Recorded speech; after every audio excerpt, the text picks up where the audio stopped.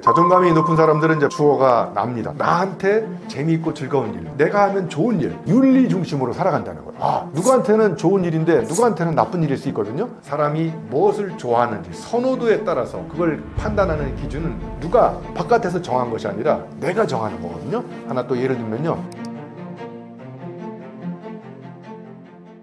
자존감과 자존심, 자신감은 뭐가 다른가요? 여러분, 우리 주변에 이제 자존감이 많이 떨어진다 이렇게 얘기하잖아요. 그래서 자존감과 자존심 딱 들어보면 어떤 뉘앙스의 차이가 느껴질까요? 자존감은 말 그대로 자기 스스로를 이 세상에서 가장 그 존재감이 있는 사람, 귀중한 사람이라고 스스로 생각하는 사람들이 자존감이 높은 거예요. 외부에서 뭐라거나 말거나 나 스스로 자체, 존재 자체의 위대함, 나는 경이로운 기적이야 이렇게 생각하는 게 자존감이고요. 자존심은 누구한테 나는 굽히고 싶지 않아. 내가 누군데? 그래가지고 이제 다른 사람과의 관계 속에서 자기를 증명해 보이려고 이렇게 안간힘을 쓰는 게, 즉 타인과의 관계 속에서 나의 품위를 지키려고 하는 그런 마음이 자존심이거든요. 뭐 자존심이 나쁘다, 자존감은 좋다 이런 게 아니라 두 가지의 근본적인 차이가, 출발이 자존감은 내면으로부터 나를 향해서, 자존심은 바깥에 누군가를 향해서 가는 거거든요. 이 두 가지 사이에 자신감이 있습니다. 나는 이걸 잘 해낼 수 있어. 그런데 내가 이런 걸 잘하는 거는 뭐 덕분이 아니라 내 스스로 갖고 있는 자존감에서 우러나오는 어떤 열매가 자신감이라고 생각해요. 그래서 이거를 잘 비교를 해보면 자존감은 깊게 뿌리 내린 그 나무 뿌리든 뿌리에 해당하는 거고요. 자존심은 그 뿌리가 이렇게 줄기로 올라가면서 겉표면으로 보여주고 싶은, 그러니까 어떤 나무의 껍질이라든지 나뭇잎이라 이런 거 겉으로 드러나 있는 이렇게 뭔가 다른 사람을 위해서 보여주고 싶은 욕망이 자존심이고요. 자신감은 나무가 무럭무럭 자라가지고 저 꼭대기에 열매가 맺히고, 그러니까 자존감의 결과물로서 세상에 자기도 모르게 드러난 그런 게 바로 저는 나무나 열매와 같은 자신감이라고 생각합니다. 자존감 낮은 사람들의 특징은 무엇인가요? 자존감이 낮은 사람들의 특징, 이제 이렇게 질문하는 것도 하나의 방법이지만요. 그럼 이렇게 질문해보죠. 자존감이 꼭 높은 것이 좋은 것인가요? 자존감이 낮다는 것은 꼭 나쁜 것인가요? 이렇게 질문해보면 저는 조금 다른 답을 쓸 수 있다고 생각해요. 왜냐하면 자존감이 낮다는 얘기는, 다른 말로 얘기하면 지금 내가 누구인지를 스스로 이렇게 판단해보고 정말 치밀하게 이렇게 고민하면서 나 스스로를 생각하고 이렇게 판단해보고 나를 찾아가는 과정 속에 내가 있다는 것이 자존감이 약간 떨어질 수도 있거든요. 그럼 그 과정을 딱 거치고 나면 자존감이 이렇게 올라갈 수 있거든요. 그러니까 자존감이 낮은 건 나쁜 거고 자존감이 높은 건 좋은 거 이렇게 생각하지 마시고, 뭔가 예를 들면 이런 거죠. 여러분, 이 세상을 사는데 약간 불안감이 들지 않습니까? 불안하다는 얘기는 뭐냐? 내가 이제까지 살아온 방식대로 살면 안 된다라는 경고와 조짐과 신호가 오는 게 불안감이거든요. 그러면 불안감이 왔다. 그러면 지금까지와 다른 방식으로 살아야 되겠구나. 그러면 살아가려면 어떻게 해야 되지? 이때 불안감이 오는 거하고 똑같이 자존감도, 그러면 나의 존재가 뭐지? 궁극적으로 내면을 탐구하면서 나의 진정한 의미와 가치, 내가 존재하는 이유를 깊이 생각할 때 평상시보다 자존감이 떨어질 수 있거든요. 그러면 자존감이 떨어졌다는 얘기는 스스로 나를 발견하는 과정 중도에 있다. 그러니까 이 시기가 지나면 자존감이 또 올라갈 수도 있거든요. 아무튼 이렇게 생각하시는 어떤 관점의 전환이 하나 필요하다고 생각하고요. 또 하나는 이제 자존감이 주로 떨어질 때는 언제냐 제가 보니까 자꾸 다른 사람하고 비교할 때, 그러니까 인간은 태어나서 죽을 때까지 남하고 비교를 합니다. 여러분, 동물학교에 토끼하고 오리가 입학을 했는데 오리는 수영을 잘해. 그럼 수영을 잘할 때 토끼는 좌절감을 느끼잖아요. 근데 토끼 스스로는 좌절감을 느끼지 않습니다. 누구 때문에? 토끼 엄마 때문에. 토끼를 데리고 수영을 가르친단 말이에요. 그러면 토끼가 좌절감을 느껴요. 근데 둘째 날 산등성에 올라가는 교과목이 생겼어. 그러면 토끼는 신나잖아요. 이때 누가 자존감이 빵이 될까요? 오리가 스스로는 그렇게 생각하지 않는데 오리 엄마가 토끼하고 비교합니다. 그래서 오리를 데리고 겨울방학 때 알래스카로 빙벽 타기 훈련 갔다 오거든요. 자, 이렇게 토끼와 오리는 원래부터 각자 자기가 살아가는 터전이 있고 살아가는 방식이 있습니다. 그런데 토끼는 수영할 필요가 없고 오리는 눈 오는 날 산등성에 올라갈 필요가 없습니다. 비교를 안 해도 돼, 자연에 있는 모든 생명체는. 근데 누가 비교하느냐? 토끼 엄마, 오리 엄마가 비교를 합니다. 그러니까 부모가 되는 유일한 비결은 학을 떼는 것이다, 이런 말을 한 적이 있거든요. 그러니까 우리가 자존감이 떨어지는 가장 중요한 결정적인 이유는 남하고 비교하기 때문에 그렇습니다. 자, 그러면 오늘부터 비교하지 마시고 여러분 스스로 비전을 품으세요. 왜냐? 내가 잘할 수 있는 것을 가지고 미래의 꿈을 그리면서 꿈이 실현됐을 때 그 아름다운 모습을 자꾸 그리워하면서 그리면 여러분 절대로 제가 보기에는 자존감이 떨어지는 한이 좀 있더라도 금방 또 회복 탄력성에 의해서 복구가 될 수 있다고 저는 생각합니다. 자존감 낮은 사람들의 말투는 다른가요? 네, 자존감이 낮은 사람들의 말투는 자존감이 주로 떨어질 때 이제 언제 떨어지냐면 비교 지옥의 감옥에 갇혔을 때 우리가 자존감이 떨어진다고 하잖아요. 그러니까 이 사람들이 주로 쓰는 말투가 주어가 they say that이야. they. 야, 누가 그러는데 S대학 가면 좋다고 한데 왜? S기업에 취업해야 되니까. S기업? 세종호텔, 삼성호텔도 S기업인가? S기업에 취업하면 돈 많이 주고 임원도 시켜준대. 그럼 임원은 뭐야? 임시직원 뭐 이런 식으로 이제 주어가 내가 아니고 다른 사람이야. 그러니까 사회가 정한 기준에 이렇게 쭉 끌려가면서 그러니까 말이 자신감이 없는 거야. 누가 그러는데 그런다고 한다더라. 카다라 통신 확신이 부족하고 주로 뭐뭐인 것 같아요. 누가 그러는데요. 30살 되기 전에 옛날에 결혼해야 된다고 그랬대. 누가 그래? 그들이 그런다고 하다더라. 이렇게 자기 생각이 없이 항상 다른 사람의 생각에 비추어서 자기 입장을 표현하는 사람. 그리고 이 사람들은 뭔가 잘못한 것도 없는데 그냥 죄송합니다. 예, 제가 제 잘못입니다. 뭐 이런 게 겸손한 것도 되지만 지나친 겸손은 또 자존감이 떨어진다는 또 표현이기도 하거든요. 그리고 정말 단점을 지적하고 꼬투리를 잡는데 탁월한 재능이 있는 사람들. 여러분 댓글을 딱 보면 와, 정말 이 세상에 좋은 말도 그렇게 많은데 그리고 본문도 읽어보지도 않아. 그냥 예를 들면 제가 예전에 이런 사람 만나지 마세요 책을 쓴 적이 있거든요. 그 책도 읽어보지도 않고 댓글이 3,800개나 악플이 달렸어요. 와, 적개심과 분노에 불타는 사람들. 그래서 꼬투리 잡고 그다음에 말꼬리 잡아가지고 막 이렇게 끌어내리고 이런 사람들 있잖아요. 그런 사람들 제가 보기에 인생을 사는데 부정적인 에너지를 막 분출하는 제가 에너지 버스에 보면 에너지 뱀파이어들 이런 사람들이 주변에 많아요. 그래서 여러분도 그런 사람 만나면 조심하시고 여러분도 스스로 자존감을 지켜나가는데 여러분이 중심을 잡고 살아가면 좋을 것 같습니다. 반대로 교수님께서 생각하시는 자존감 높은 사람들의 말투 특징은 무엇이 있나요? 예, 자존감이 높은 사람들은 이제 반대로 주어가 납니다. 네, 나야. 여러분 그 니체가 선악의 저편 뭐 이런 도덕의 계보 이런 책에서 한 말이 있어요. 사람들은 사회가 원하는 기준, 옳고 그른 기준의 판단에 살아간다는 거예요. 선과 악. 그런데 자존감이 높은 사람들은 그런 것보다는 나한테 재미있고 즐거운 일, 내가 하면 좋은 일, 즉 이게 이제 전문 용어로 모랄이 아니라 에스 윤리 중심으로 살아간다는 거예요. 누구한테는 좋은 일인데 누구한테는 나쁜 일일 수 있거든요. 그런 거는 일방적으로 사회가 원하는 보편적 기준에 비추어서 이거는 좋은 거야, 이건 나쁜 거야 아니거든요. 여러분, 저는 가장 좋은 게 제가 하면 신나는 게 뭔지 아세요? 저는 책을 읽고 책을 쓰고 그 다음에 책을 쓴 다음에 이렇게 대중들 앞에 와서 말을 하고 이런 게 저한테는 가장 재미있고 신나고 저한테 좋은 일이거든요. 하면 하고 싶고 더 땡기는 일. 근데 여기 이 방송을 듣는 여러분들도 저하고 똑같이 여러분들 책을 읽고 책을 쓰고 말을 하는 게 가장 신나는 일이 아닐 수 있거든요. 이거는 사람마다 다 다를 수 있거든요. 그러니까 사람이 무엇을 좋아하는지 선호도에 따라서 그걸 판단하는 기준은 누가 바깥에서 정한 것이 아니라 내가 정하는 거거든요. 그러니까 바깥에서 정하는 기준에 흔들려서 휩쓸려 떠내려가지 말고 내 내면의 울림이 무엇인지 내면에서 내가 하지 않으면 안 되는 일들이 무엇인지 그걸 쫙 따라갈 수 있거든요. 그런데 하나 또 예를 들면요. 한때 이런 책 많이 보셨죠? 뭐 20대 재테크에 미쳐라, 뭐에 미쳐라 해가지고 막 미쳤는데 그 다음 나온 자기계발 작품이 또 뭐였냐? 이제는 괜찮다는 책이 계속 나와. 와, 괜찮아, 뭐 이혼해도 괜찮아.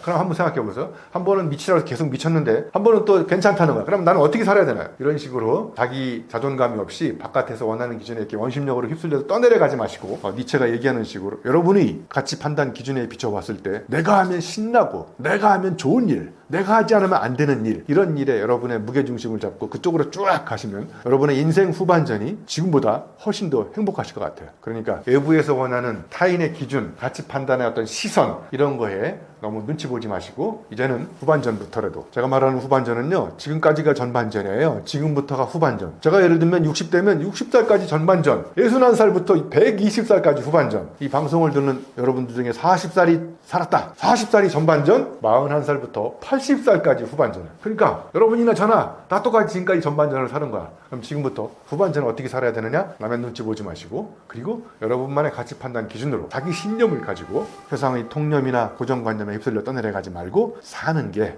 후반전을 행복하게 사는 비결이 아닐까, 이런 생각을 해봤습니다. 내가 진짜 뭘 원하는지 모르겠다. 남 기준에만 맞춰 산다는 분들도 많은데요. 내가 원하는 것을 찾아서 자존감을 회복하는 데 도움이 되는 방법은 무엇이 있나요? 제가 이제 책을 많이 쓰다가 100번째 코나투스라는 책을 썼는데, 이게 코나투스가 뭐냐면요, 내가 하면 더 재밌고 신나는 일들을 찾는 거야. 그래서 스피노자라는 철학자가 에티카라는 책에다 이런 말을 했어요. 나한테 기쁨을 주고 즐거움을 주는 일은 점점 늘려나가고, 나한테 아픔이나 슬픔을 주는 정서는 점차 줄여나가고. 자, 그럼 그 말은 맞는데, 그러면 나한테 기쁨을 주는 일인지 아픔을 주는 일인지는 어떻게 알 수 있을까요? 예, 그거는 해봐야 알 수 있습니다. 자, 예를 들면 내가 누군가를 만났는데 그 사람이 나한테 유익한 에너지를 줄지 유해한 에너지를 줄지는 알 수 없는 겁니다. 만나보니까 정말 밥맛이 없어요. 그러면 나한테 아픔을 주는 관계잖아요. 그럼 그런 관계는 가급적 끊어버리고, 나한테 기쁨을 주는 밥맛이 있는 관계는 끊임없이 늘려나가고 끈기 있게. 자, 그러니까 내가 진짜 뭘 원하는지는 정말 책상에서 결정할 수 없습니다. 어떻게 할 수 있을까요? 직접 해봐야 할 수 있습니다. 제가 사하라 사막 가서 마라톤을 뛰다가 120km 지점에서 탈진 상태가 와가지고 레이스를 포기하고 대신 이런 세계적인 명언을 남겼거든요. 절대로 포기하지 마라를 절대로 쓰지 마라. 그래서 절대로 포기하지 마라를 믿고 한계에 도전하다가 사람이 죽을 수 있다는 걸 제가 한계 상황에서 몸으로 경험해보고 새롭게 깨달은 거예요. 자, 그러면 그런 경험을 해보지 않은 사람은 절대로 포기하지 마라가 마치 금과 옥조처럼 믿을 수밖에 없는 그런 어떤 철칙이라고 생각하는데, 그런 말이 사람을 죽일 수 있다는 것을 겪어보지 않고서는 알 수 없는 일이거든요. 자, 그러니까 여러분이 하면 정말 좋고 신나는 일들은 책상에서 머리로 결정할 수 있는 것이 아니라 시행착오를 겪어봐야 판단착오를 줄일 수 있는 그런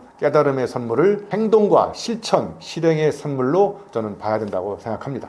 자존감이 낮아 힘들어하는 분들을 위해서 해주고 싶은 위로 한마디 있으신가요?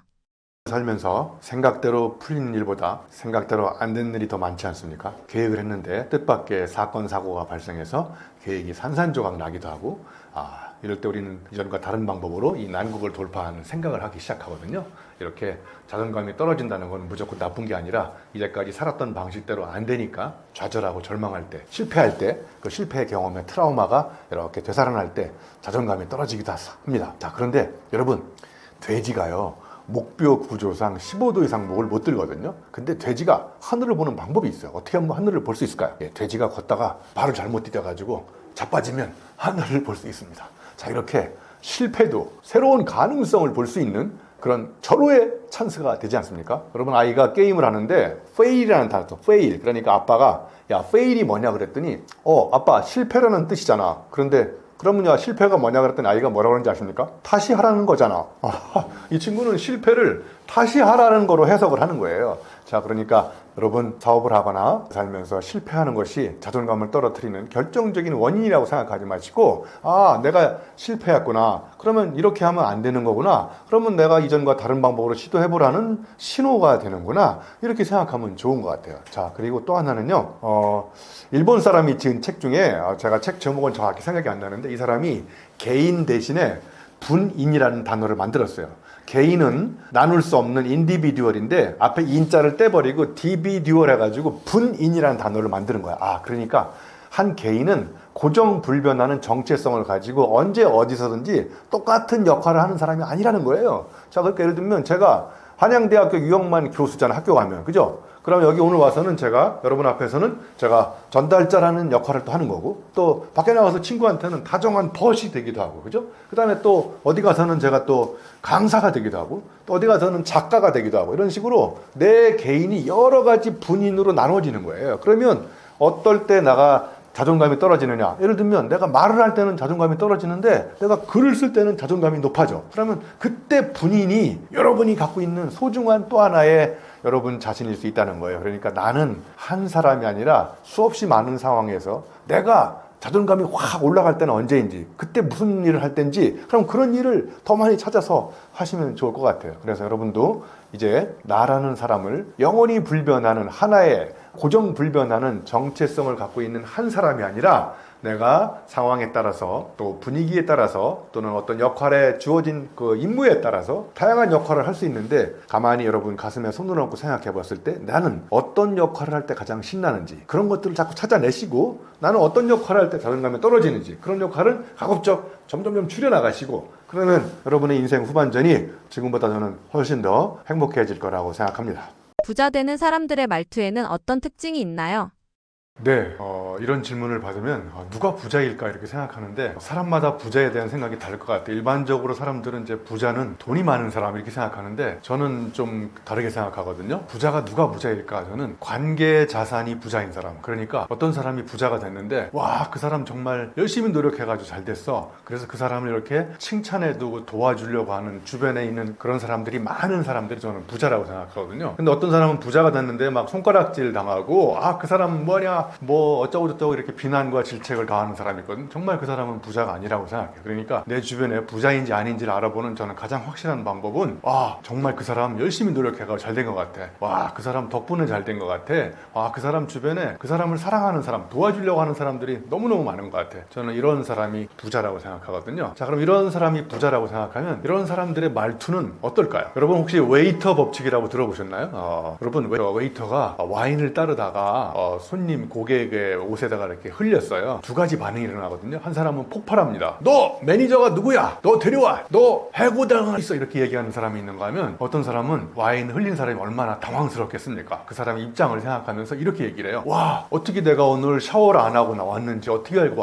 옷에다 이렇게 와인을 따르셨냐고. 제가 집에 가서 이렇게 샤워를 하면서 옷을 갈아입으면 되겠다. 이렇게 정말 웨이터가 와인을 흘렸을 때 당황하는 모습을 이렇게 미리 측은지심으로 공감하면서 그 사람의 입장에서 당황하지 않게 이렇게 정중하게 이렇게 대하는 사람이 있거든요. 그러면 여러분 누구와 사업을 하시겠습니까? 첫 번째 사람하고 사업하면 망하고요. 두 번째 사람하고 사업하면 사업이 잘 된다는 게 웨이터 법칙입니다. 제가 보기에 부자들은 이렇게 자기보다 딱하고 좀 입장이 곤란하고 뭔가 이렇게 좀 일이 잘 안 풀리는 사람들을 대상으로 함부로 말을 하지 않고 그 사람 입장이 돼가지고 그 사람이 정말 이렇게 밑바닥 인생을 살면서 곤란에 처해 있는 사람을 배려하고 존중해주고 이런 말을 하는 사람들이 저는 진짜 부자라고 생각해요. 그리고 주변에 보니까 부자들은요 또 안 되는 이유보다 되는 방법을 찾는 사람이 많은 것 같아요. 어떤 사람한테 이렇게 뭘 해달라고 그러면 네 해보겠습니다 이렇게 하는 사람이 있는가 하면 해보니까 잘 안 될 것 같습니다 이렇게 얘기하는 사람이 있는가 하면은 어떤 사람은요 와 되는 방법을 연구합니다. 자, 예를 들면 제가 사하라 사막에 마라톤을 뛰러 갔다 왔거든요. 자, 그러면 여기 두 가지 반응이 있어요. 그거 40도가 넘는데 뛰다가 죽을 것 같아. 참가비가 300만 원이래.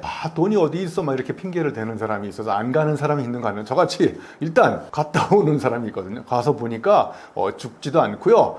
그리고 물건을 사는 것보다 경험을 산다. 이런 말을 제가 또 할 수 있는 게 얼마나 좋을 것 같아요. 그래서 안 되는 이유 핑계 합리화를 하는 것보다 어쨌든 간에 되는 방법을 찾는 사람. 그래서 법대로 안 되면 방법을 찾아가는 사람. 이런 사람들이 제가 보기에는 부자의 말투 중에서 아주 우리가 배워야 될 포인트가 아닐까 이런 생각을 해봤습니다.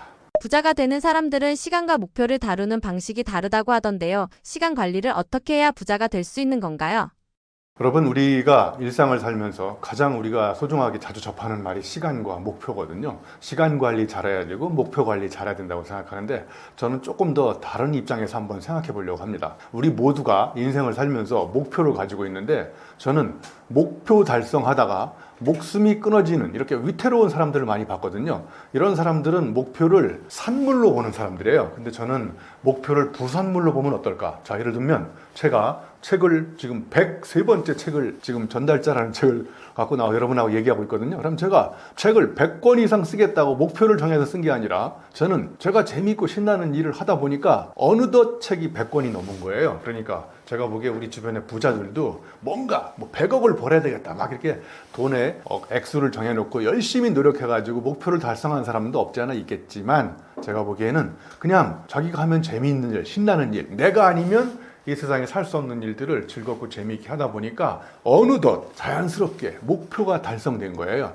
그러니까 목표라는 것이 산물로 보지 않고 부산물로 보면 어떨까? 저는 이렇게 생각합니다. 이렇게 목표를 부산물로 보는 사람들은요, 여러분 시간에는 두 가지 개념이 있는 거 아시죠? 크로노스라는 시간 개념이 있고요, 카이로스라는 시간 개념이 있어요. 크로노스는 뭐냐면 24시간 물리적으로 누구한테나 똑같이 주어진 시간을 크로노스라고 합니다. 그런데 부자들은요, 이렇게 물리적으로 흘러가는 24시간 시간을 관리하지 않고 흘러가는 시간을 붙잡아서 거기에 의미를 창조하는 이런 거를 심리적이고 기본적이고 주관적인 시간을 카이로스라고 합니다. 자, 그러니까 누구한테 24시간 똑같이 주어진 시간을 잘게 쪼개가지고 시간 단위로 분 단위로 시간 관리를 하는 사람이 있는가 하면은 누군가는 흘러가는 시간 중에 한 시간을 붙잡아 놓고 거기서 의미를 창조하는 거예요. 그래서 이 사람들은 제가 보기에 특히 부자들은 시간을 물리적으로 관리하는 사람이 아니라 오히려 그 시간 속에서 내가 어떤 경험을 만들어낼 것인가, 내가 이 한 시간 동안 나에게 또는 다른 사람에게 어떤 경험을 제공하고 어떤 경험을 만들어낼 것인가. 그러니까 시간을 경험으로 바꿔버리면 그 똑같은 시간 속에서 내가 어떤 경험을 하는지에 따라서 한 시간이 어떤 사람한테는 10시간의 의미가 있는 사람이 있는가 하면요, 한 시간은 그냥 누군가한테 그냥 스케줄에 있는 한 시간으로 시간 관리의 대상이 되는 이런 시간이 있는 것 같아요. 그래서 여러분도 시간과 목표라는 것을 다시 한번 생각해 보시고, 시간을 관리하고 목표를 관리한다는 게 과거와는 다르게 정말 부자들이 어떻게 시간과 관리를 다시 생각해 보고 그 시간을 관리하는 것이 아니라 그 시간 속에서 내가 어떤 의미를 창조하고 어떤 경험을 할 것인지, 그런 경험이 계속 축적되면 여러분만의 대체 불가능한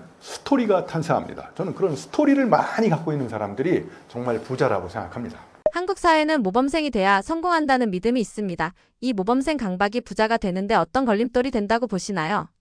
네, 여러분, 요즘에 모범생은 정답을 찾는 인간들이거든요. 그리고 남이 만들어 놓은 길을 잘 따라가는 사람들이 저는 모범생이라고 생각해요. 그런데 여러분, 요즘에 AI, 인공지능 많이 쓰고 있지 않습니까? AI가 정답을 찾는 거는 더 빨리 찾아냅니다. 자, 그러면 이제 정답을 찾아내는 모범생을 갖고 있는 인간의 지능은 인공지능한테 당하기 시작합니다. 자, 그러면 모범생이 어떻게 바뀌어야 되느냐? 문제를 잘 내는 사람. 여러분 한번 생각해 보세요. 내가 이제까지 누군가가 낸 문제에 대해서 내가 정답을 찾는 인생을 살아왔지, 누군가한테 던져주는 문제를 내는 사람으로 살아오지 않았잖아요. 보통 여러분, 주인과 노예 중에서 문제를 내는 사람은 주인일까요? 노예일까요? 예, 제가 보기에 주인들이 주로 문제를 냅니다. 그러면 이제 노예들은 주인이 낸 문제에 대해서 정답을 찾거든요. 물론 우리 모두가 다 정답을 찾는 모범생이라서 모두 다 노예가 아니지만, 그렇게 노예처럼 자기가 주인의식을 갖지 않고 살아가는 사람들은 남이 낸 문제에 대해서 정답을 찾는 모범생의 인생을 살았다는 거예요. 그런데 앞으로 이런 모범생들은 별다른 경쟁력이 없어집니다. 여러분, 이제 모험생으로 살아야 되는데, 모험생은 뭐냐? 남이 걸어가지 않는 길을 가는 사람들이에요. 여러분 잘 생각해 보세요. 길은 앞에 있지 않고 뒤로 생깁니다. 뒤로 생기는 길을 따라가는 사람들은 모범생이고요, 누구도 걸어가지 않는 길을 모험을 발휘해 가지고 먼저 걸어가면 그 뒤로 길이 생기거든요. 자, 그러니까 길을 만들어서 가는 모험생은 이제 문제에 대한 정답을 찾는 사람이 아니라 누구도 던지지 않았던, 제기하지 않았던 문제를 내는 사람. 저는 이런 모험생이야말로 21세기 우리가 추구해야 될 인재상, 즉 문제아라고 생각합니다. 많은 사람들이 바쁘기만 하고 정작 중요한 일을 못하곤 하는데요. 우선순위를 제대로 세우면 어떤 면에서 부자가 될 가능성이 높아지나요? 자, 여러분, 우리가 모두 다 바쁘지 않습니까? 저는 그래서 언어 유희 같긴 하지만 모두 다 뿌듯한 인생을 살지 않고 빠듯하게 인생을 살다가 적시에 죽지 않고 불시에 죽습니다. 왜 이렇게 되느냐? 여러분, 이 개념의 차이를 좀 아셔야 될 것 같아요. 중요한 일과 소중한 일은 어떤 차이가 있을까요? 여러분, 중요한 일은 오늘 당장 하지 않으면 뭔가 나한테 심각한 폐해나 역기능이 다가오기 때문에 그런 걸 빨리빨리 계속 처리하는 거예요. 그런데 여러분 이제까지 경험해보셔서 아시겠지만 중요한 일은 절대로 줄어들지 않습니다. 계속 중요한 일들이 늘어납니다. 그럼 이 중요한 일을 계속 처리하다 보면 나한테 소중한 일을 하지 않고 그냥 미루기 시작합니다. 소중한 일은 지금 당장 하지 않아도 여러분의 인생에 별다른 문제가 없지만, 진짜 소중한 일을 하지 않고 중요한 일을 계속 반복하면 내가 열심히 노력했고 뭔가를 달성했지만 왠지 성취감이 느껴지지 않고 뭔가 내가 성장한다는 느낌이 안 들거든요. 왜 그러냐? 중요한 일은요, 바깥에서 원하는 일들이에요. 그러니까 중요한 일은 내가 끌려다니는 거야. 그러니까 이걸 다른 말로 얘기하면 중요한 일은 사회가 원하는 일, 누가 정해준 일, 그런 것들을 뒤쫓아서 계속 따라가다 보면 이렇게 원심력에 끌려가지고 살아가는 거야. 그러면 내 무게중심이 없어지잖아요. 그런데 소중한 일은요, 여러분 소명을 찾아가는 일입니다. 여러분, 내 인생에서 내가 하지 않으면 안 되는 일, 정말 그 누구도 대체할 수 없는 나만이 할 수 있는 일, 그게 예를 들면 나한테는 저는 소명이라고 생각합니다. 그 소명을 따라가는 사람들이 정말 소중한 일을 하는 사람들이고, 그런 사람들은 이제 무게중심이 바깥에 있지 않고 나한테 있어요. 그래서 원심력 인생이 아니라 구심력 인생을 사는 사람, 이런 사람들이야말로 제가 보기에는 중요한 일보다는 소중한 일을 하고, 그리고 빠듯한 인생을 살기보다는 뿌듯한 인생을 사는 것 같아요. 그리고 여러분, 중요한 일을 하는 사람들은요, 항상 뭔가를 하기 전에 다리가 떨립니다. 여러분, 월요일 아침에 출근할 때 다리가 떨리나요? 심장이 뛰나요? 회사에 중요한 일이 많거든요.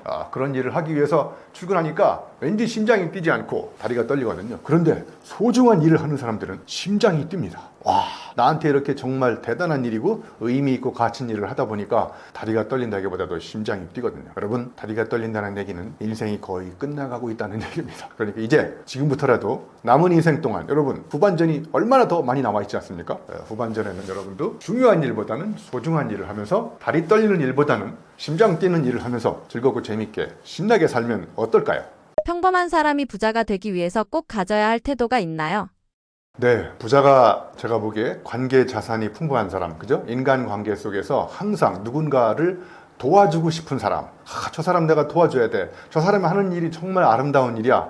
그래 내가 해줘야 될 것 같아. 이렇게 하는 게 저는 부자라고 생각하거든요. 그러면 그런 부자가 되고 싶다면 꼭 가져야 될 단 한 가지 태도는, 일단 내가 먼저 좋은 사람이 돼야 된다고 생각해요. 내가 먼저 좋은 사람이 되면 내 주변에 좋은 사람이 몰려 있거든요. 그럼 좋은 사람은 누구냐? 아주 상식적인 말 같지만, 내가 여기까지 오는 동안 덕분에 잘 된 것 같아. 그래서 매사에 감사할 줄 아는 사람. 예를 들면 제가 책을 100권 썼잖아요. 굉장히 지명도가 높은 사람이 됐거든요.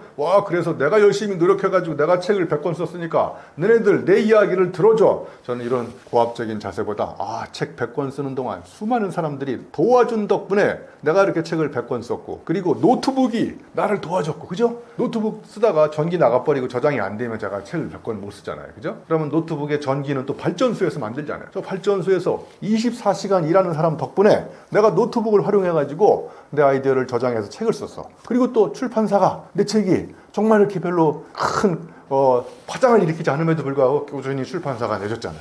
출판사 덕분에, 노트북 덕분에, 또 이 책은 또 나무로 만들지 않습니까? 종이는? 그러니까 저는 지나가다가 나무한테 너무너무 고마워합니다. 그래서 제가 보기에 진정한 부자는 이렇게 자기가 이룬 모든 성취는 다 덕분에 잘 된 거라고 생각해서 매사에 감사하고, 자기가 갖고 있는 모든 전문성도 이 사회적 관계가 만든 합작품이구나. 그래서 남은 인생 동안 내가 이렇게 성취한 이런 결과물들을 다른 사람을 위해서 기꺼이 나누고 봉사하는 사람, 저는 이런 사람이 진짜 부자가 가져야 될 가장 큰 소중한 인간적 미덕이라고 생각합니다. 구독자분들께 하고 싶으신 말씀 있으신가요? 여러분, 우리가 남은 나이가 몇 살인지 아무도 모르잖아요. 그죠? 우리 언제 죽을지 모르거든요. 그리고 오늘 제 강의가 너무 감동적이어가지고 여러분이 청취하다가 죽을 수도 있거든요. 자, 그러니까 우리가 언제 죽을지 모르고, 그리고 여러분 당분간 여러분이 하시는 일 하실 거죠? 그러니까 당분간 하실 거고, 우리가 언제 죽을지 모르고, 그러면 살아있는 동안만이라도 정말 불평불만 터뜨리지 말고, 다리 떨지 마시고, 심장 뛰는 마음으로 어제와 다르게 오늘을 어떻게 하면 재미있고 행복하게 보낼 것인가, 이런 게 여러분 인생에서 가장 큰 하루의 일과이자 습관이 돼야 된다고 저는 생각합니다. 매력적인 사람이 되기 위한 말 잘하는 대화법의 핵심은 무엇인가요? 여러분 다 매력적인 사람이 되고 싶지 않습니까?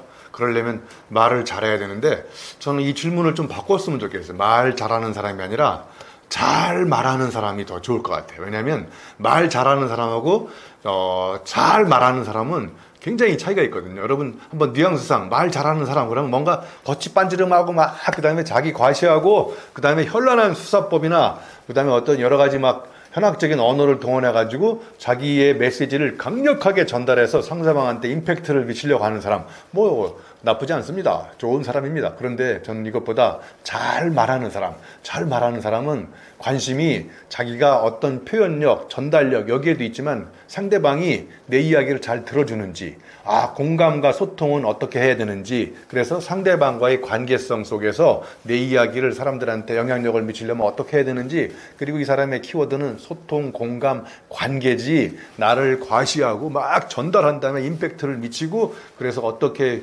효율적으로 전달하면 이 메시지가 임팩트가 높은지, 어떤 수사법을 쓰면 되는지, 이런 테크닉이나 기법이나 기교로 무장한 사람이 아니라 잘 말하는 사람은 일단 언어에 체중이 실려 있습니다. 무게감이 실려 있어요. 어눌하지만 그 사람의 말을 들어보면 와, 진심이 느껴지고 진정으로 이렇게 내가 그 사람을 사랑할 수밖에 없는 매력에 빠져버리는 이런 사람이 되는데, 어떤 사람 이야기를 들어보면 정말 현란하고 야, 기가 막히게 말을 잘한다고 생각했는데 듣고 나면 머리에는 이해가 되지만 가슴으로 와닿지가 않습니다. 여러분, 이런 사람들을 재수없는 천재라고도 합니다. 그러니까 현란하게 말을 잘하는 것도 필요하지만 더 중요한 것은 나의 진심을 상대방한테 가장 적확한 언어로, 어눌하지만 전달하면서 공감대를 형성하고, 그리고 나의 진심이 그 사람의 진심에 와닿게, 이렇게 하는 게 저는 중요하다고 생각합니다. 그래서 저는 이제 대화법도 대화하는 방법이나 테크닉의 문제라기보다는 그 사람이 갖고 있는 삶의 문제라고 생각해요. 왜냐? 그 사람이 살아온 삶만큼 메시지가 전달될 수 있거든요. 그러니까 밋밋한 삶을 사는 사람은 메시지가 밋밋합니다. 그런데 저처럼 뭐 공고 다니다가 용접하다가 뭐 무기정학도 맞고 저 평택 발전소에 가서 한때 유흥가에서 밤무대에 놀았다가 막 이렇게 우여곡절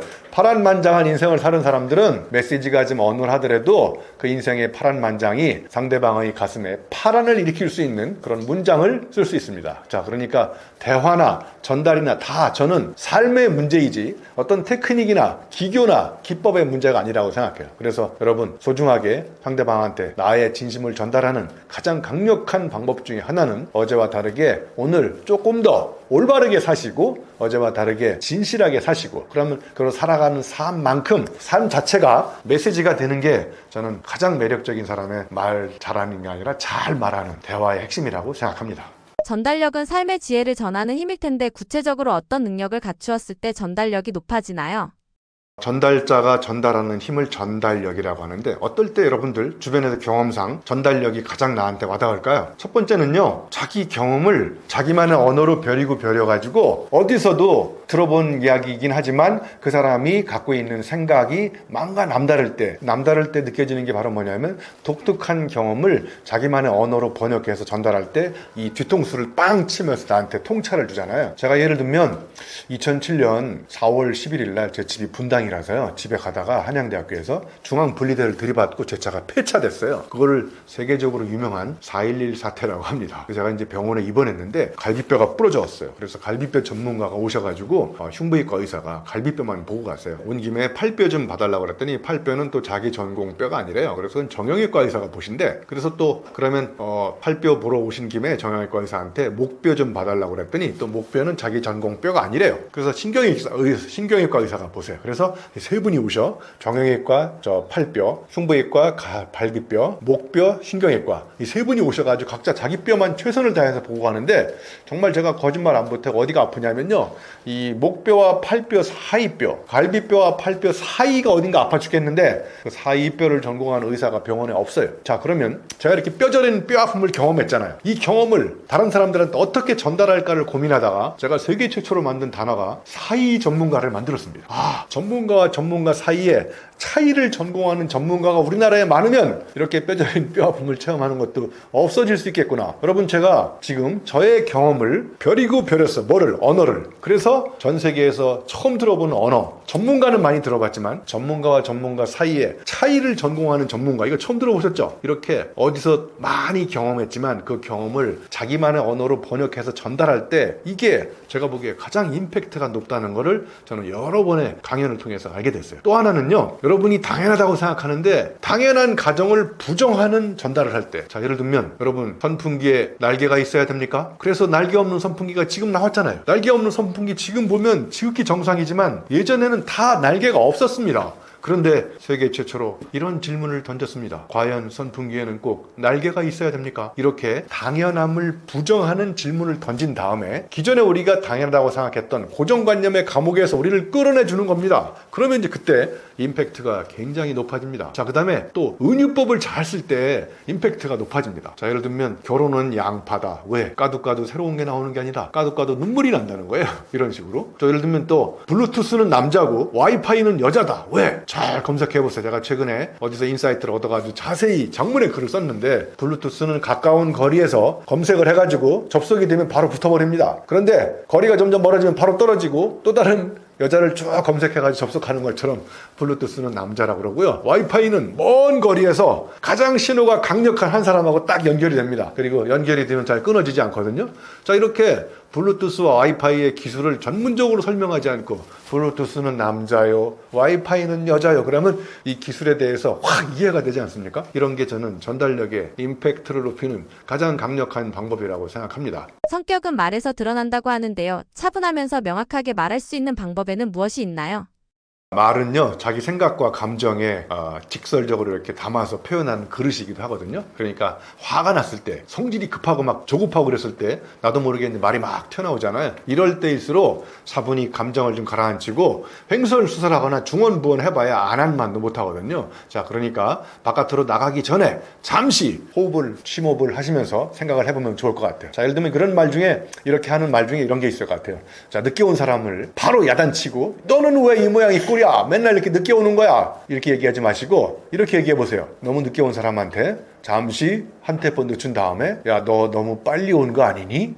그러면 그 말을 듣는 사람은 어떤 느낌을 받을까요? 야단을 치는 것보다 더 크게 깨달을 수 있겠죠. 자, 그리고 그 사람 정말 두 번 다시 만나기 꼴보기 싫어, 이렇게 노골적으로 그냥 자기 감정을 직설적으로 표현하는 것보다는 이렇게 얘기하면 어떨까요? 나는 그 사람한테 정말 많은 걸 배웠다. 그러면 부드러운 말투이면서도 임팩트 있게 사람의 감정이나 생각을 좀 더 정교화시켜가지고 표현하는 말이 되지 않을까요? 자, 그 다음에 이제 또 하나는요, 결론을 먼저 얘기하는 것보다 결론을 약간 유보를 해. 서스펜스, 긴장감을 주는 말을 할 수 있어요. 예를 들면, 너의 문제는 자기 연민이 문제야. 왜? 그게 너를 고통스럽고 주변을 정말 한숨 짓게 만들잖아. 이렇게 얘기하는 것보다는 거꾸로 뒤집어서 이렇게 하면 어떨까요? 너를 정말 고통스럽고 주변 사람들을 한숨 짓게 만드는 게 그게 뭔지 아니 너? 잠시 쉬었다가 바로 너의 자기 연민이야. 그러면 앞에 거보다는 뒤에 게 더 분노와 감정을 조절하면서도 훨씬 더 사람들한테 긴장감을 주는 그런 서스펜스 기법이 되지 않을까요? 이런 식으로 우리가 언어를 잘 디자인만 하면 언격이 인격을 결정할 정도로 전달력의 임팩트가 높아집니다. 그래서 언어를 디자인하라는 게 뭐냐면요, 대단한 게 아니라 이런 거예요. 물건을 훔치면 범인이지만 마음을 훔치면 연이 됩니다. 여러분, 재밌지 않습니까? 여기에 뭐 대단한 언어가 들어있지 않아요. 물건, 그 다음에 마음, 범인과 애인을 비교해가지고 배치를 한 거예요. 이렇게. 자, 그러면 물건을 훔치면 법적으로 처벌을 받는 범인이 되지만 마음을 훔치면 법적 처벌 대상이 아니고 속수무책이지 않습니까? 이런 식으로 우리가 쓰고 있는 언어를 살짝 배치를 바꾸고 위치를 바꾼 다음에 의미를 부여하면 언어 디자인이 되고, 그러면 훨씬 더 전달의 임팩트가 높아진다고 저는 생각합니다. 또 예를 들면, 여러분 에디슨 그라면 뭐가 생각나세요? 실패 많이 한 거잖아요. 그죠? 이 친구가 이런 얘기를 했어. 나는 실패를 한 게 아니라, 예를 들면 100번 실패했으면 나는 100가지 안 되는 방법을 개발했을 뿐이다. 이 책을 보면 마케팅과 브랜딩의 차이, 퍼스널 브랜드와 휴먼 브랜드의 차이를 전달자에 비추어 흥미롭게 차이점을 비교 설명하는 부분이 나오는데, 그 차이점이 전달력의 차이를 어떻게 가져오는지 설명해 주신다면요. 자, 여러분, 주변에 경영학 전공은 아니지만 우리가 일상생활을 하면서 가장 많이 듣는 말이 마케팅, 그 다음에 브랜딩입니다. 자, 그러면 마케팅과 브랜딩은 어떤 차이가 있을까요? 마케팅은요, 넘버원이 되려고 하는 싸움이에요. 브랜딩은 한마디로 얘기하면 온리원이 되려고 하는 싸움입니다. 그러면 마케팅은 하면 할수록 넘버원이 되면서 1등이 되는데, 여러분, 1등은 영원한 1등인가요? 예, 또 다른 1등이 되려고 노력하는 사람들이 뒤에 계속 찾아옵니다. 그런데 브랜딩은 온리원이 되면 경쟁 상대가 없습니다. 오로지 경쟁 상대가 어제의 나입니다. 쉽게 비유하면 이렇게 할 수 있을 것 같아요. 자, 100m를 10명이서 똑같이 출발하면 10명이 경쟁해가지고 넘버원이 나옵니다. 그러면 넘버원 1등은 영원히 1등이 아니라 또 다른 2등과 3등에 의해서 또 추격당하거든요. 그런데 100m를 360도 방향으로 뛰면 누가 경쟁 상대냐면 다른 사람이 아니라 어제의 내가 경쟁 상대입니다. 자, 이런 식으로 마케팅은 하면 할수록 다른 사람과 닮아갑니다.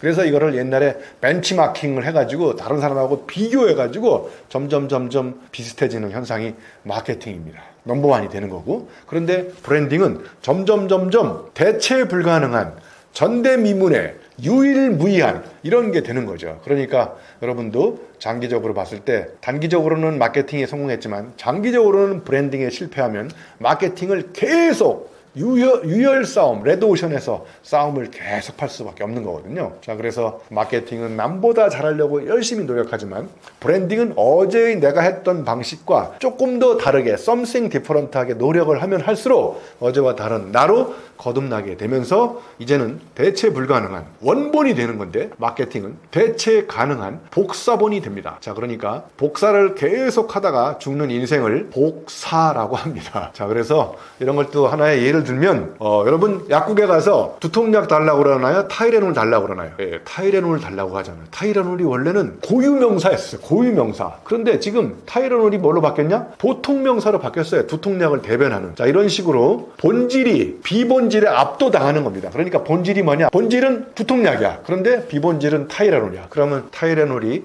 상품을 이기면서 사람들의 이미지에 각인돼 버리잖아요. 예를 들면 여러분 초코파이 그러면 초코파이는 뭐를 파나요? 초코파이를 파나요? 예, 초코파이 선전하는 거에 보면 정이라고 해요. 정. 따뜻한 정. 그러니까 정은 비본질이고 초코파이는 본질이야. 그러면 비본질 정이 본질 상품 초코파이를 능가했습니다. 이게 바로 이제 브랜드가 된 겁니다. 자, 또 예를 들면 나이키는 신발을 팔까요? 뭐를 팔까요? 나이키는 Just Do It.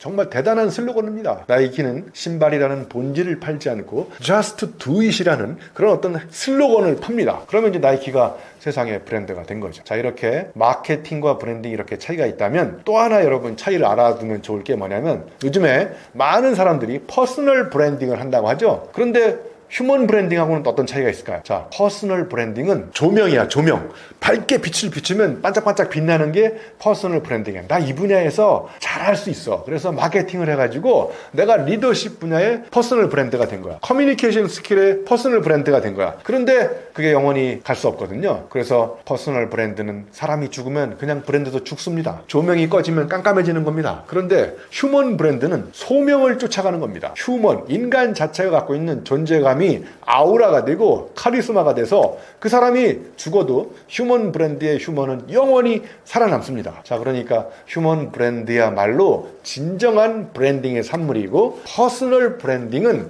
브랜딩이지만 제가 보기에 마케팅을 계속 해가지고 다른 사람과 경쟁하다가 넘버원이 되지만 영원히 넘버원이 되기 위한 또 다른 싸움을 계속 반복하다가 인생이 소진당하고 내가 누구인지 모르고 그냥 그 분야에 잘 나가는 어떤 전문가, 이렇게 살아남다가 사라지는 거라고 저는 생각합니다. 여러분도 앞으로는 퍼스널 브랜딩보다는 여러분 휴먼 자체가 갖고 있는 존재감을, 그 대체 불가능한 존재감을 원본으로 드러내는 그런 휴먼 브랜드로 사시는 게 어떨까, 이런 생각을 해봤습니다.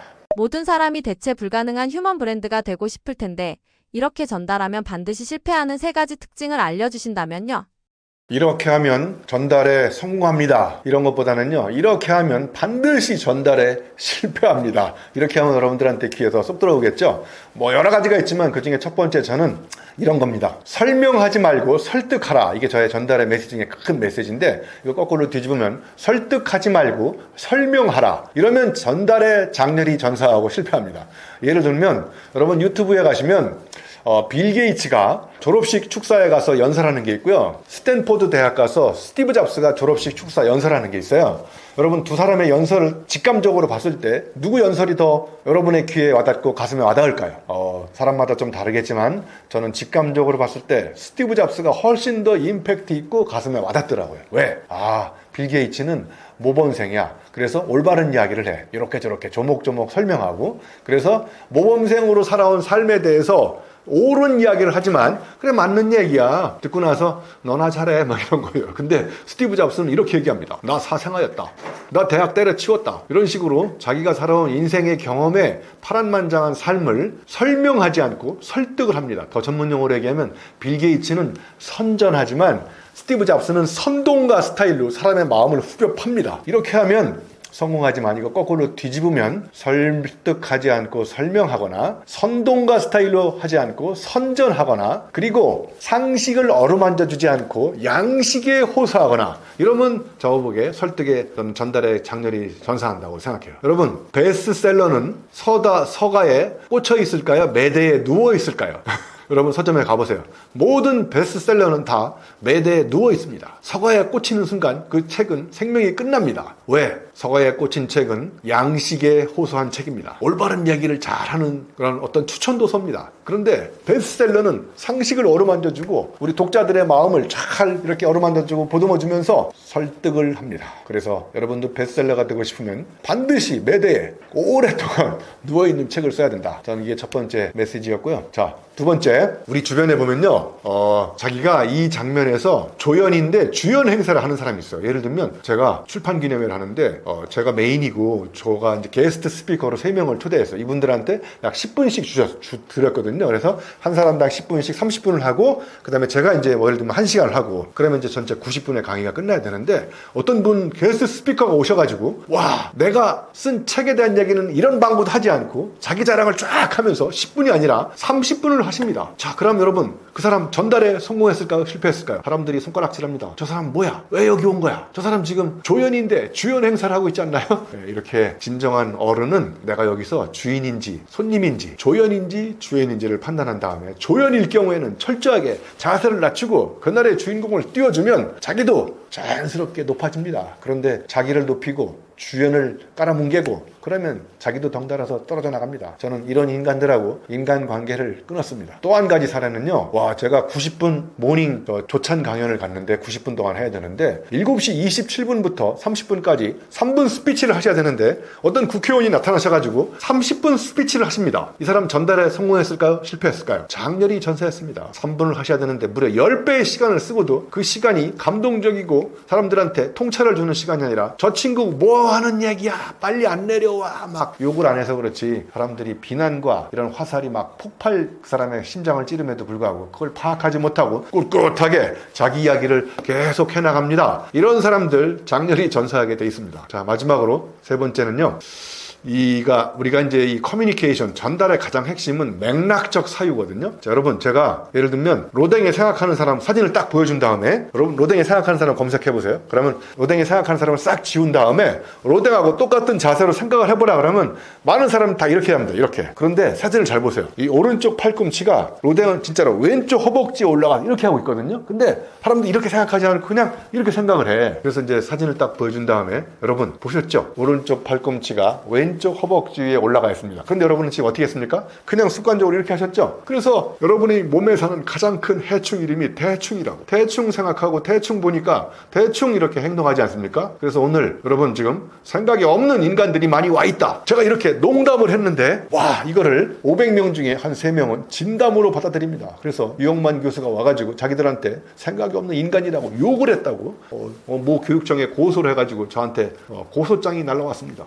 그래서 제가 갔다 와서 쓴 글이 농담과 진담 사이 상담이 필요하다. 그래서 전달에 실패하는 경우는요. 맥락적 사유가 안 될 때 전달자는 농담을 했는데 받아들이는 사람은 진담으로 받아들이거나 전달자는 진담을 했는데 받아들이는 사람은 농담으로 받아들이거나 그래서 전후좌우 맥락을 잘 설명한 다음에 내가 전달하고자 하는 의미의 의중과 의도가 무엇인지가 불분명할 때 서로 커뮤니케이션이 안 될 때 이때 전달에 실패하는 가장 고급 비결이 아닐까 이런 생각을 해봤습니다.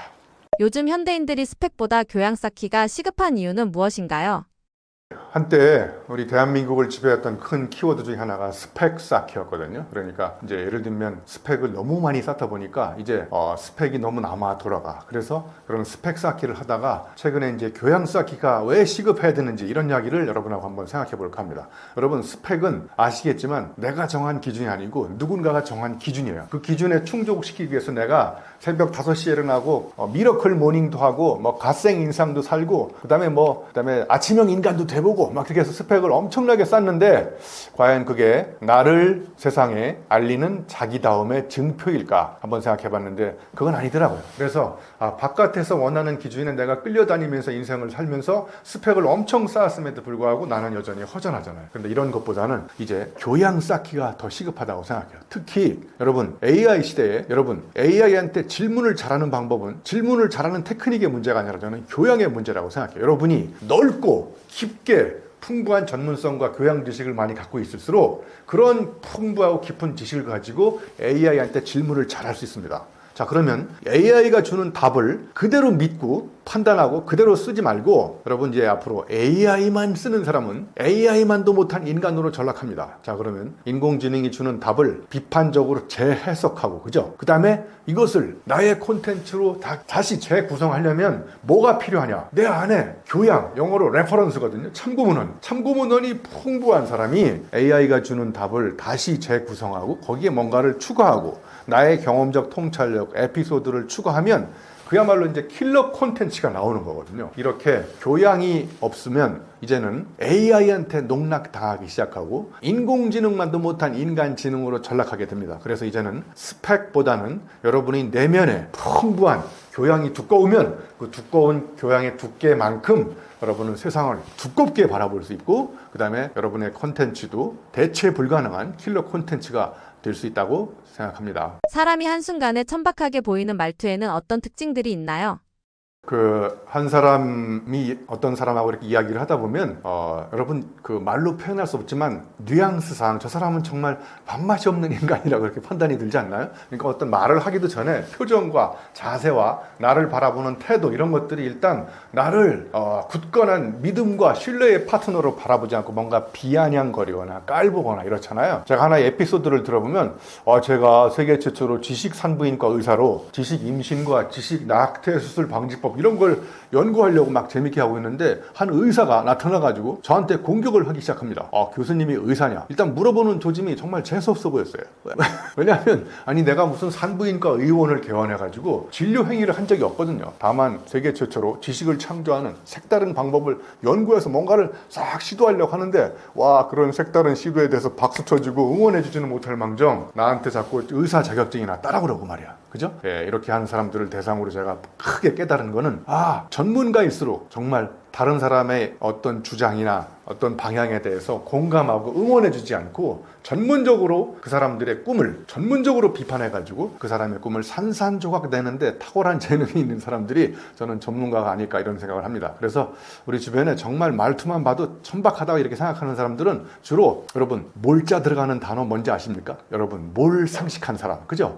정말 상식자도 모르는 사람들 있잖아요. 그 다음에 몰지각한 사람 정말 저 사람이 생각이 있는 사람인지 이런 몰지각한 사람 그 다음에 또 몰염치 이런 거 있잖아요. 그죠?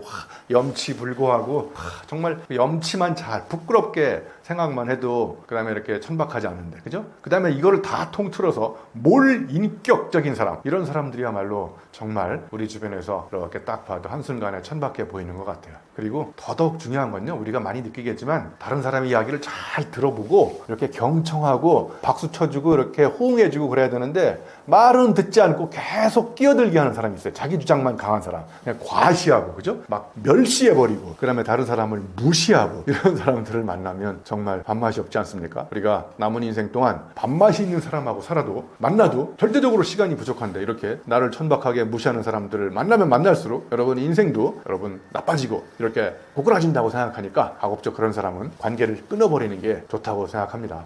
교수님께서 말씀하신 사유 없는 인간, 무사유의 상태는 구체적으로 어떤 모습으로 나타나는 건가요?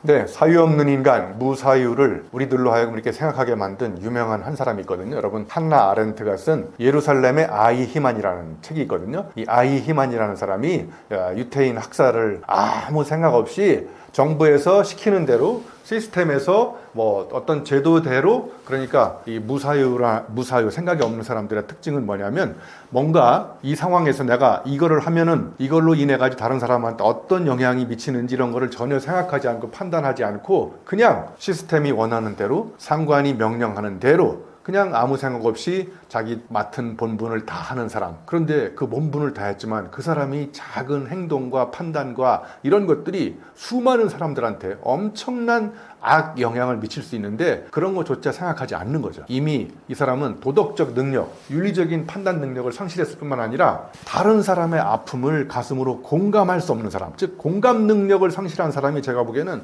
무사유의 가장 중요한 특징 중에 하나라고 생각해요. 공감 능력이 뭡니까? 내가 상대방을 어깨를 땅 때리면 와, 저 사람이 아프겠구나 이런 게 공감 능력인데 그런 거 없이 내가 때리거나 말거나 뭐 저 사람한테 욕설을 퍼붓거나 말거나 그것이 그 사람한테 무슨 영향을 주는지를 아무도 아무도 전혀 생각하지 않고 그냥 관성대로 살아가는 사람, 그죠? 주어진 규칙이나 명령에 그런 것들이 내가 실행을 하는 것이 올바른 행동인지 아닌지를 다시 한번 성찰해보고 비판적으로 생각해보지 않고 그냥 이제까지 해왔던 방식대로 타성에 젖어서 관성대로 그냥 움직이는 사람, 즉 이런 사람들이 저는 생각이 없는 무사유의 인간이라고 생각합니다. 나를 만만하게 보고 대하는 사람 어떻게 웃으면서 대처할 수 있나요? 여러분, 우리 주변에 이렇게 살다 보면 정말 상식을 초월하는 이런 반응을 보여주는 사람들 있잖아요. 그런 사람들한테는 여러분 어떻게 하면 좋을까요? 제가 지식산부인과 예를 들었잖아요. 자, 그 사람이 저한테 의사냐, 의사 자격증이 없으면 의사 자격증을 따라고 그랬잖아요. 그러면 그 사람하고 내가 계속 논리적으로 싸우기 시작하면 서로 상처받고 해결이 되지 않습니다. 그러니까 그렇게 뭔가 상식이 없는 사람들한테 상식이 없는 사람이 상식 없이 나한테 대응을 하면 나도 상식 없이 대응을 하면 됩니다. 제가 예를 들면 이렇게 대응했거든요. 야, 그러면 윤봉길 의사는 의사입니까? 그러면 색채의 마술사 샤갈은 화가인데 걔는 마술사냐? 그 친구는 마술사 자격증이 없잖아. 뭐 이렇게 얘기를 하면 그 친구가 이제 더 이상 교수님하고 얘기하고 싶지 않다고 이렇게 얘기하거든요. 그러니까 여러분, 우리 주변에 정말 나를 정말 이렇게 밥맛 없게 대응하고 그러면 여러분도 그 사람한테 그 사람이 말하는 것에 논리성을 따지고 합리적으로 막 해서 그러면 여러분도 머리가 아프고 상처받습니다. 그러니까 그냥 그 사람은 원래 상식이 없으니까 상식 없이 대응을 하면 되는 겁니다. 그리고 또 하나는요, 이렇게 생각하면 돼요. 여러분, 반면교사라고 들어보셨죠? 반면교사가 뭡니까? 와, 어떻게 저 사람이 저렇게 행동을 하지? 아, 그러면 저 사람이 저렇게 행동하는 걸 보니까 어떻게 저렇게 생각하는 능력이 없어서 저렇게 딱 하구나. 그래서 나는 저렇게 생각하지 말아야 되겠구나. 그래서 오히려 반면 교사를 위대한 교사로 교훈을 배우는 거죠.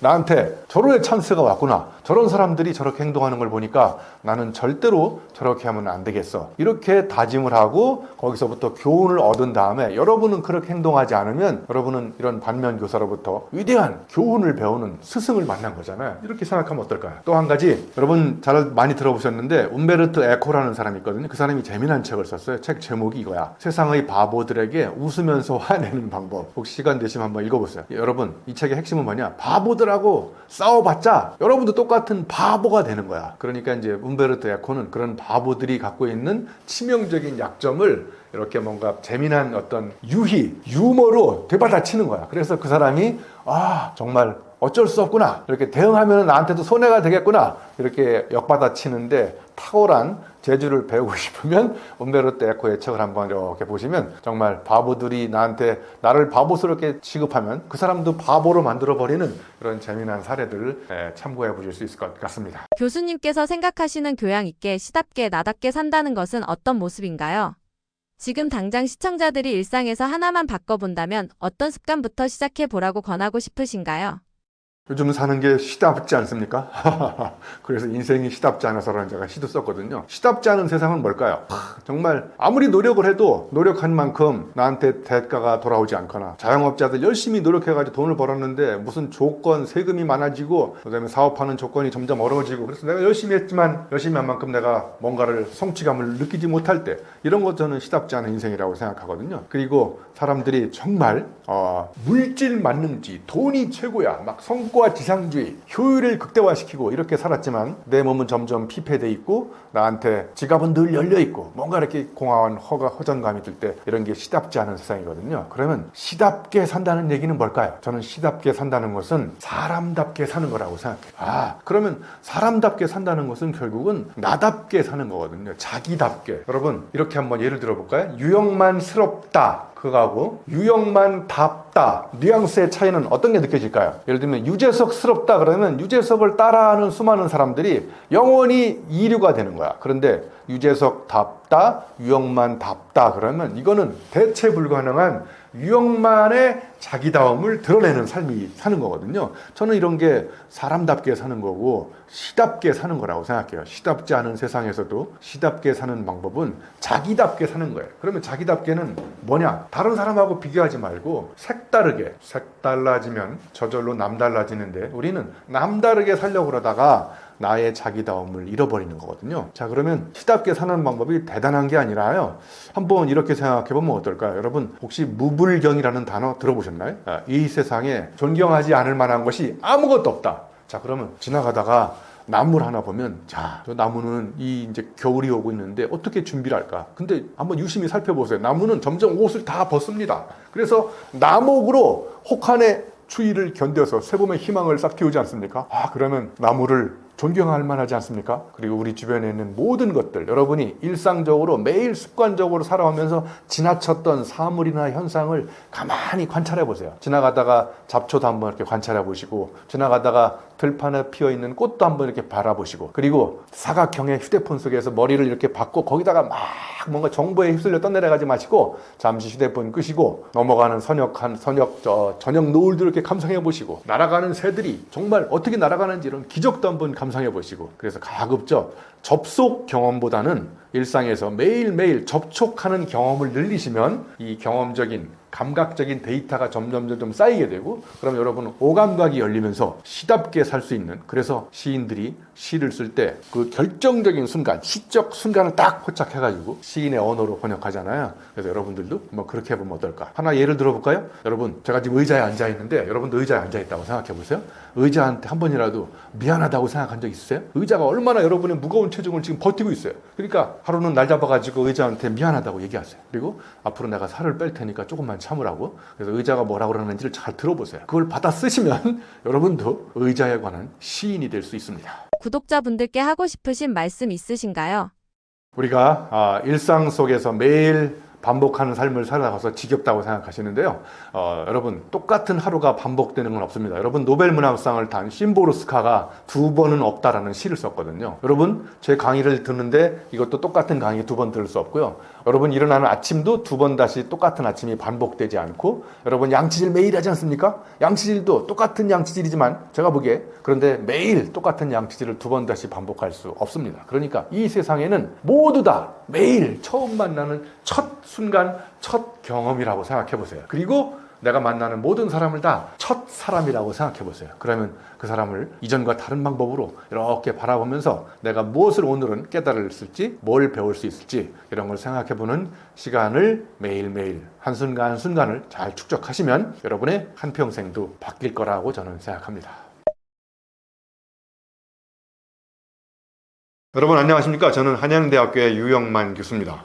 저는 이제 한양대학교 유영만 교수이기도 하지만 30년 전에 지식생태학자 유영만 이렇게 휴먼 브랜딩을 해서 2025년도 한국 소비자 포럼에서 소비자 설문조사 100만 명 대상 설문조사를 해가지고 2025년 브랜드 대상에서 올해의 인물로 선정됐습니다. 제가 30년 동안 지식생태학자라는 휴먼 브랜드로 전달을 해가지고 이제 세상이 알아주고 있구나 이런 생각을 했습니다. 그래서 여러분들도 여러분 이름 앞에 저처럼 지식생태학자, 박용호 대표, 관점 디자인 이런 것처럼 여러분의 이름을 가장 휴먼 브랜딩 할 수 있는 그런 말을 만든 다음에 꾸준히 묵묵히 여전히 노력을 하시면 여러분들이 세상에 여러분의 이미지가 각인되고 여러분이 뭐 하는 사람인지를 세상 사람들이 호명을 하기 시작한다고 생각할 수 있습니다. 여러분 전달을 잘하는 방법 중에 하나는요, 죄송하지만 선생님을 벤치마킹보다 한때 지금 우리 사회에 없어지긴 했지만 있기도 하지만 뱀 장사를 벤치마킹하면 어떨까요? 선생님은 기지, 이미 알고 있는 지식을 논리적으로 설명해가지고 의미를 머리에 꽂아. 그래서 의미가 머리에 꽂히는 거를 골 때린다고 하거든요. 그런데 뱀 장사는 뱀을 팔지 않고 상품에 대한 철학과 신념을 가지고 고객을 설득합니다. 그래서 발길이 안 떨어지게 만들어요. 그래서 뱀 장사는 뱀을 팔고 선생님은 이해를 시키고, 그래서 뱀 장사는 의미를 심장에 꽂아가지고 의미심장하게 만들거든요. 자, 이렇게 세상을 움직이는 사람은 머리에 의미를 꽂아서 이해시키는 사람이 아니라 의미를 심장에 꽂아서 의미심장하게 만드는 사람들이 세상을 움직이는 사람입니다. 그럼 여러분도 진정한 전달자가 되는 방법은 논리적으로 설명해서 의미를 이해시키기보다 감성적으로 설득해서 의미를 심장에 꽂아서 사람들을 감동시키고 감동한 사람은 행동하게 되거든요. 그러니까 전달자의 진정한 미션은 사람을 행동하게 해서 어제와 다른 삶을 살아갈 수 있도록 동기를 부여하는, 저는 이런 사람이라고 생각합니다.